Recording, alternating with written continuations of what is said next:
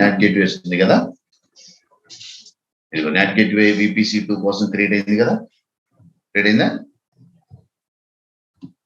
ఇదిగో దాని డీటెయిల్స్ ఇక్కడ ఉంటాయి అన్నమాట. నాట్ గేట్వే ఐడి ఇవన్నీ ఇదిగో ఈ VPC ఇదిగో మంది కదా VPC ఇది బ్యాచ్ 6 అయిపోయింది. ఈ VPC మ్యాప్ అయిందిగా, మ్యాప్ అయిందిగో ఈ సబ్నెట్ కూడా మ్యాప్ అయింది చూడండి. ఇదిగో VPC2 సబ్నెట్, ఈ సబ్నెట్ లో నాట్ గేట్వే క్రియేట్ అయింది. ఇదే కదా నేను చెప్పింది. ఏం చెప్పాను మీకు? ఫస్ట్ స్టెప్ ఏం చెప్పాను? Create not gateway and map it to public subnet అని చెప్పాను లేదా? ఇప్పుడు పబ్లిక్ సబ్నెట్ మ్యాప్ అయిందా లేదా? అంటే ఈ నాట్ గేట్వే అనేది పబ్లిక్ సబ్నెట్ లో రన్ అవుతుంది కదా ప్రస్తుతానికి. కూల్. ఇప్పుడు రౌటింగ్ టేబుల్ కి రండి. రౌటింగ్ టేబుల్ కి వచ్చేస్తే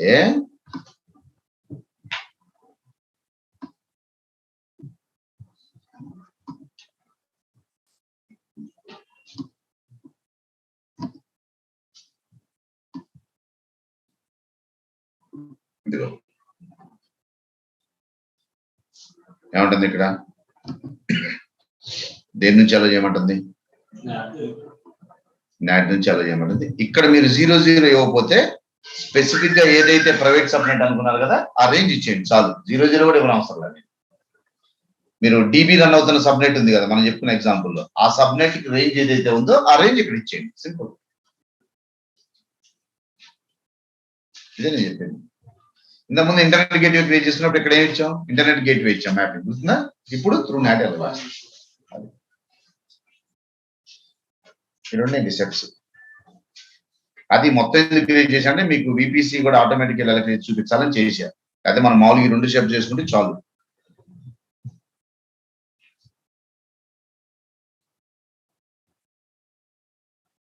మామూలుగా మాన్యువల్గా ఇలానే క్రియేట్ చేసుకోవచ్చు. మీకు కావాలని ఇంట్రెస్ట్ ఉంటే చేసుకోండి. ఇక్కడికి వెళ్ళేసి నాట్ గేట్వేస్కి వెళ్ళండి, క్రియేట్ న్యూ నాట్ గేట్వే అనండి, దానికి ఒక నేమ్ ఇవ్వండి, బ్యాచ్ 6 NAT2 ఇలా ఇవ్వండి. ఇదిగో ఏ సబ్నెట్ కి అసోసియేట్ అవ్వాలి అక్కడ ఇవ్వండి. ఇదిగో సింపుల్. మీరు పబ్లిక్ సబ్నెట్ కి అసోసియేట్ చేయమన్నారు అంతేనా? పబ్లిక్ సబ్నెట్ ఏది? ఇది. దీనికి అసోసియేట్ అయ్యింది అంటే అర్థం ఏంటి? ఈ నాట్ అనేది పబ్లిక్ సబ్నెట్ లో రన్ అవుతుంది. తర్వాత రౌటింగ్కి వెళ్ళి రూల్ ఇవ్వండి. ఓన్లీ 2 స్టెప్స్ అంతే. నాటే ఈజీ అసలు.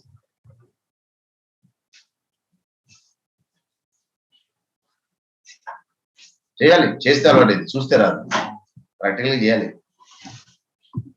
ఓకే, ఇప్పుడు పబ్లిక్ సబ్నెట్ ప్రైవేట్ సబ్నెట్స్ నేర్చుకున్నది. ఇప్పుడు డిఫరెన్స్ అర్థమైందా? పబ్లిక్ సబ్నెట్ ప్రైవేట్ సబ్నెట్ కి, ఒక సబ్నెట్ కి ఇన్కమింగ్ అవుట్ గోయింగ్ 2 యాక్సెసిబిలిటీ ఉంటే దాన్ని పబ్లిక్ సబ్నెట్ అంటాం.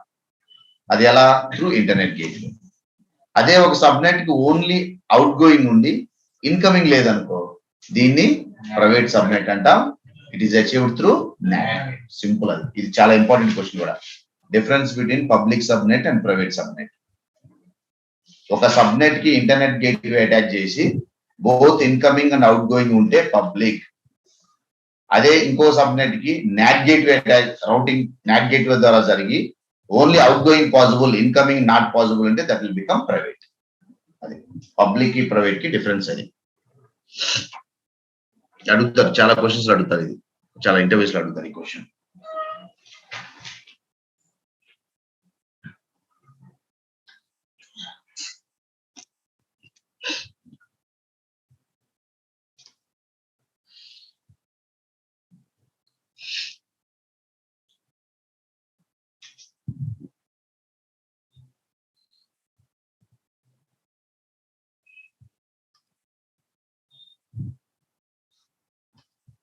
డన్. ఓకే, ఇప్పుడు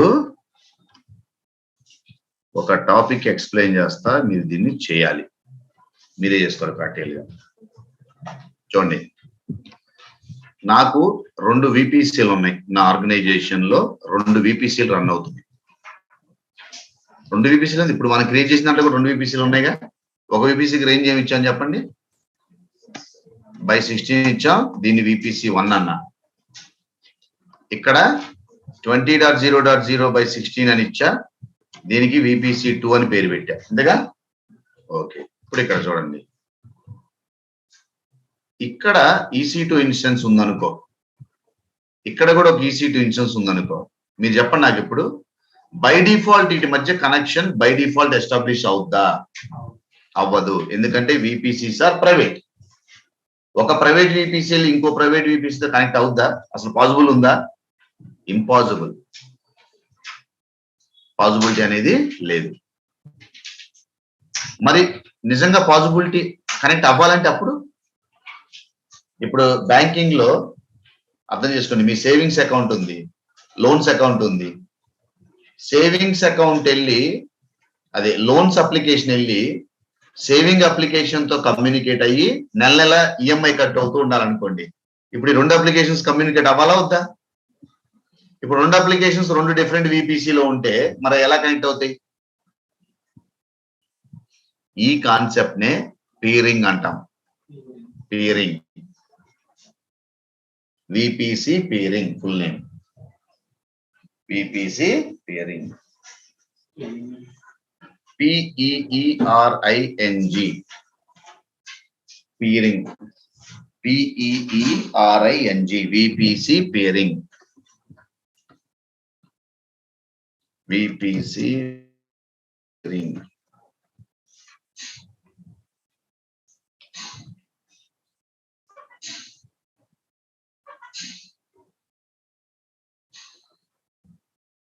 బుక్ మొత్తం రాసావా? రెండో బుక్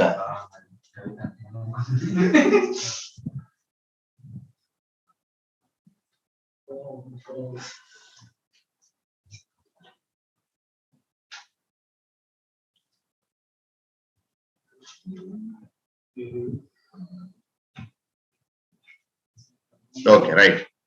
సో ఇప్పుడు ఏమైంది? VPC.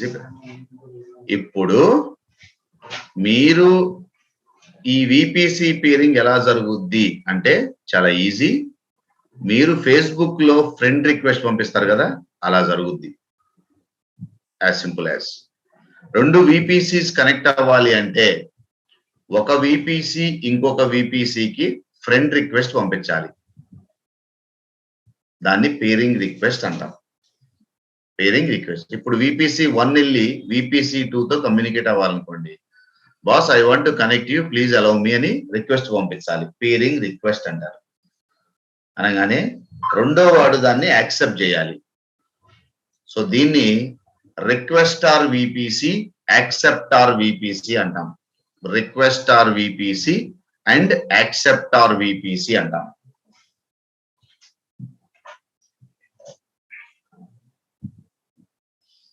Request are VPC and accepter VPC అంటాం. సో ఒకటి రిక్వెస్ట్ పంపించాలి, ఇంకొకడు యాక్సెప్ట్ చేయాలి. అందుకని ఒకటి రిక్వెస్టార్ అవుతాడు, ఇంకోడు యాక్సెప్టార్ అవుతాడు. రిక్వెస్టార్, యాక్సెప్టార్.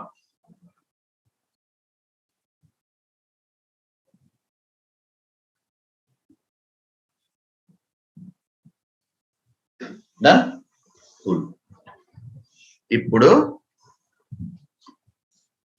ఈ రిక్వెస్టార్ అండ్ యాక్సెప్టార్ రెండు VPCలు ఒకటి అవ్వాలా? ఇప్పుడు రెండు నా అకౌంట్ లోనే ఉండాలా అంటే కుదరదు. ఇక్కడ 4 పాసిబుల్ ఆప్షన్స్ ఉన్నాయి. రిక్వెస్ట్ అండ్ యాక్సెప్టార్ VPCs రెండు ఒకే అకౌంట్ లో ఉండొచ్చు. రాసుకో 4 options. Both the VPCs can be in same account.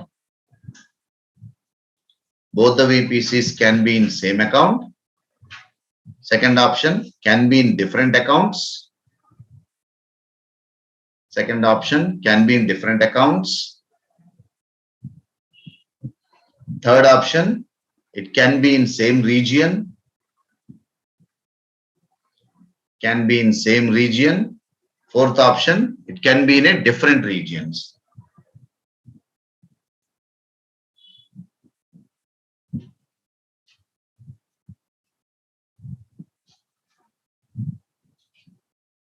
Okay, great. ఇప్పుడు చూడండి, చాలా సింపుల్. మీరు VPC1 దగ్గర నుంచి VPC పేరింగ్ ఆప్షన్కి వెళ్తారు. VPC పేరింగ్ 1 దగ్గర నుంచి రిక్వెస్ట్ పంపిస్తారు. అలానే VPC2 దగ్గరికి వెళ్ళి యాక్సెప్ట్ చేస్తారు. ఇది చేస్తే రిక్వెస్టర్ యాక్సెప్టర్ కనెక్షన్స్ రెండు యాక్సెప్ట్ చేసి రెండు ఎస్టాబ్లిష్ అవుతాయి. ఫైన్. ఇది ఎస్టాబ్లిష్ అవ్వగానే కనెక్షన్ జరగదు. కనెక్షన్ కి ప్రతిదానికి రౌటింగ్ ఉండాలి. చెప్పాగా మీకు. ఇప్పుడు ఏం చేయాలో తెలుసా మీరు? చూడండి, నాకు ఒక విషయం చెప్పండి. VPC1 ఉందంటే దీనికి ఒక రౌట్ టేబుల్ ఉంటుందా ఉండదా? VPC2 అంటే దీనికి కూడా ఒక రౌట్ టేబుల్ ఉంటుందా ఉండదా?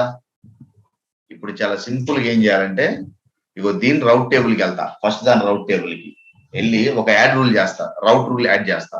ఎలా చేస్తాను తెలుసు? చూడండి. ఫస్ట్ సెకండ్ IP వాడు వస్తే, సెకండ్ VPC వాడు వస్తే నో ప్రాబ్లం, వీడిని VPC పీరింగ్ ద్వారా యాక్సెప్ట్ చెయ్యి అని చెప్తా. అలానే దీని రౌటింగ్ లోకి వెళ్తా. వెళ్ళి ఫస్ట్ వాడు వస్తే దీన్ని VPC పీరింగ్ లో యాక్సెప్ట్ చేయి అంట. అంటే ఒకదాని రౌటింగ్ టేబుల్లోకి వెళ్ళి రెండో వాడిని యాక్సెప్ట్ చేస్తా. అలా రెండింటిలో చేస్తా. చేస్తే ఇంకా ఆటోమేటిక్ గా కనెక్షన్ ఎస్టాబ్లిష్ అయిపోతుంది. Only 2 steps. ఒక VPC నుంచి రిక్వెస్ట్ పంపిస్తాం, రెండో దాని నుంచి యాక్సెప్ట్ చేస్తాం. ఒక VPC రౌట్ టేబుల్లోకి వెళ్తాం, ఒక న్యూ రూల్ యాడ్ చేస్తాం, రెండో VPC వాడిని అలౌ చేయని. అలానే రెండో వాడి VPC రౌటింగ్ లోకి వెళ్తాం, ఫస్ట్ వాడిని అలౌ చేయమని చెప్తాం. ఇద్దరికి కన్వే చేయటం, క్రియేట్ చేయడం కూడా 2 నిమిషాలు కూడా పట్టదు. చూడండి, సేమ్ కాన్సెప్ట్. VPC లోకి వెళ్ళాం,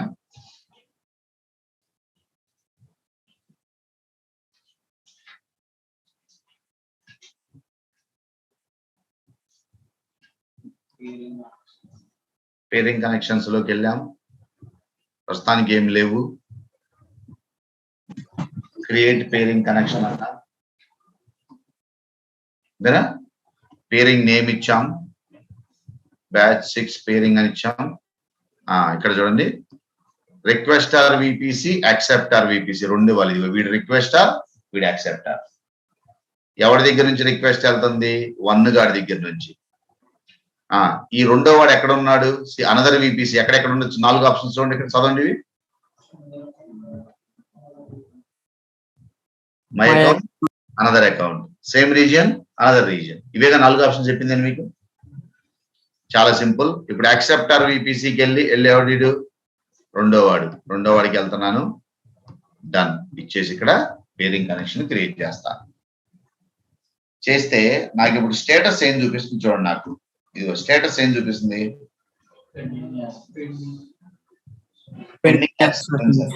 ఇప్పుడు రెండో VPC ఎక్కడుంది? నా అకౌంట్ లో ఉందా, వేరే వాళ్ళ అకౌంట్ లో ఉందా? నా అకౌంట్ లోనే ఉందిగా. అదే వేరే వాళ్ళ అకౌంట్ ఉంటే మళ్ళీ వాడి అకౌంట్ లోకి లాగిన్ అయ్యి యాక్సెప్ట్ చేయాలి. అంతే కదా. ఇప్పుడు నేను రిక్వెస్ట్ నీ VPC పంపించాను అనుకో, నువ్వు యాక్సెప్ట్ చేయాలి. నేను కాదుగా, నేను పంపించా, నువ్వు యాక్సెప్ట్ చేయాలి. కానీ ఇక్కడ 2 VPCs నా దగ్గరే ఉన్నాయిగా. కాబట్టి సింపుల్ గా ఇక్కడ యాక్షన్స్ లోకి వెళ్ళాను అనుకో, యాక్సెప్ట్ రిక్వెస్ట్ అంటది. అదే వేరే అకౌంట్ లో ఉంటే ఏదైతే టార్గెట్ అకౌంట్ ఉందో దాంట్లోకి లాగిన్ అయ్యి యాక్సెప్ట్ చేయాలి. Okay, done. ఇది యాక్సెప్ట్ చేశానంటే స్టేటస్ ఇమ్మీడియట్ గా యాక్టివ్ అని మారిపోద్ది. ఇప్పుడు వెళ్ళి రౌటింగ్ లో యాడ్ చేయాలి. ఎలా చేయాలి చూడండి. రౌట్ టేబుల్కి వెళ్ళా, VPC1 రౌట్ టేబుల్కి వెళ్ళా, VPC1 రౌట్ టేబుల్ ఇదిగా, బ్యాచ్ 6 రౌట్ ఇదిగా. దీంట్లోకి వెళ్ళి రౌట్స్ లోకి వెళ్ళి ఎడిట్ కొట్టేసి, బాస్ నేను ఇప్పుడు ఫస్ట్ VPCలో ఉన్నా. ఇదిగా నా ఫస్ట్ VPC. రెండో వాడు కనుక వస్తే, రెండో వాడి దగ్గర నుంచి రిక్వెస్ట్ కనుక వస్తే, పూర్గాయ్ పాపం ఏంటి పీరింగ్ ద్వారా యాక్సెప్ట్ చెయ్యి, నా పీరింగ్ పేరు ఇది అని చెప్తా,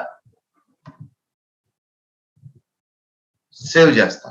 అలానే సెకండ్ రౌట్ టేబుల్లోకి వెళ్తా, సెకండ్ రౌట్ టేబుల్ మెయిన్ ఇది. దీంట్లోకి వెళ్తాను. ఇవి 2 సబ్నెట్స్ అసోసియేట్ అయినాయి కదా. దీంట్లోకి వెళ్తాను, మళ్ళీ ఇక్కడ రౌట్స్ లోకి వెళ్తాను, ఎడిట్ రౌట్స్ అంటాను. మళ్ళీ ఇక్కడికి వెళ్ళి ఇప్పుడు 10th గాడు వస్తే, అంటే ఫస్ట్ వాడు వస్తే నో ప్రాబ్లం, నువ్వు వీడిని కూడా పేరింగ్ ద్వారా యాక్సెప్ట్ చెయ్యి అని చెప్తాం. అంటే ఆపోజిట్ ఇస్తున్నా అంతే, దట్స్ ఇట్. ఆల్ ఐపీస్, అందుకే కదా స్పెసిఫిక్ ఐపీ ఇచ్చుకోమనేది. ఇందాక నేను డిఫాల్ట్ 00 వస్తే స్పెసిఫిక్ ఐపీ రేంజ్ ఉన్నాను. నీకు చెప్పలేదు రియల్ టైంలో అలో వాళ్ళు ఇప్పుడు ఇవ్వద్దని చెప్పట్లే నేను. మరి ఇవ్వకూడదు, నేను సెక్యూరిటీ గ్రూప్స్ చెప్తున్నా ఇవాళ మీకు. ఇందాక మీకు డిఫాల్ట్ క్రియేట్ చేసినప్పుడు కూడా త్రూ విజర్డ్ మీకు బై డిఫాల్ట్ వస్తే అక్కడ ఇవ్వద్దు, మీరు ప్రైవేట్ సబ్నెట్ రేంజ్ ఇవ్వండి కరెక్ట్ గా చెప్పాలా నేను.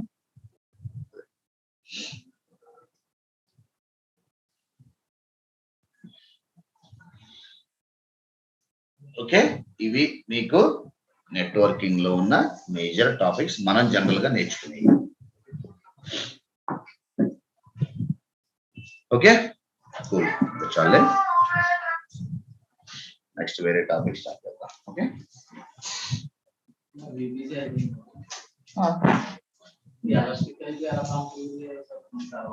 దీనికి EC2గా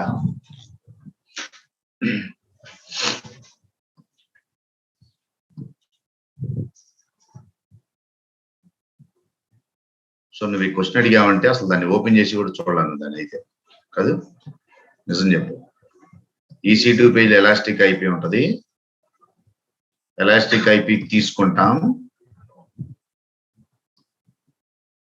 ఎలకేట్ అంటాం, ఆ ఎలకేట్ అనే ఐపీ ఉంది కదా, యాక్షన్స్ లోకి వెళ్ళి అటాచ్ టు VPC అంటాం.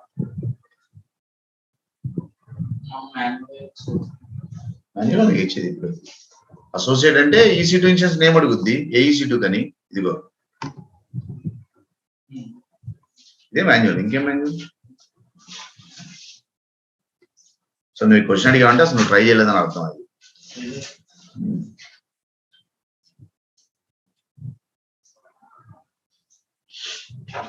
మీరు EC2 తీసుకున్న తర్వాత ఇంకా అది అవసరం లేకపోతే పబ్లిక్ గా రిలీజ్ చేసేయండి.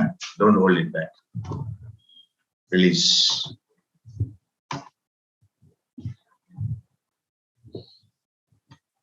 ఓకే సరే, పర్ఫెక్ట్. సో నెక్స్ట్ క్లాస్ లో వేరే టాపిక్ చూద్దాం. ఓకే.